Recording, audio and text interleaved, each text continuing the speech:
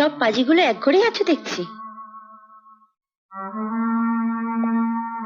শোনো হে বর্বর, জন্ম মৃত্যু বিবাহ সব উপরালার হাতে, তাই জন্য তুমি আমার বর হতে পারলে না।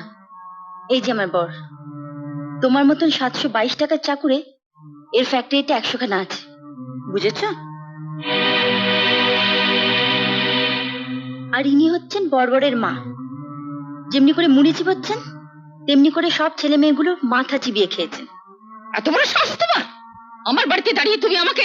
সরি মাম্মি, এটা আপনাদের কারো বাড়ি নয়, এটা দাদার বাড়ি। এখানে আমি যদি দুহাত তুলে নাচিও আপনাদের কারো কিছু বলার নেই। একটু নেচে দেখাবো নাকি?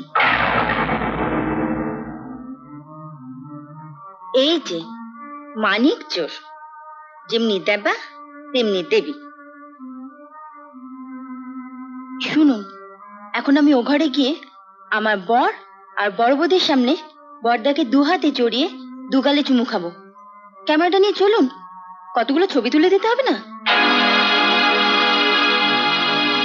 জানো, এই মহিলাটির মা হতে লজ্জা নেই, কিন্তু মা ডাক শুনতেই লজ্জা। রাহুলের ভাগ্য ভালো, বড়বৌদির মতন একজন মা পেয়েছে। জীবনের এই ন্যাকা মহিলাটিকে মা বলে ডাকতে হবে না। চলো। দাঁড়াও শ্রবণ বাবু, আপনি যদি সেদিন রাত্রে দাদা আর ঝিলিকের ওই ছবিটা না তুলতেন তাহলে আমি ঝিলিকের মতো বউ পেতাম না। আপনার ওই ছবিটা তুলতে যা খরচা হয়েছে আপনি আমাকে বলবেন, আমি আপনাকে দিয়ে দেবো। I'll give it to you।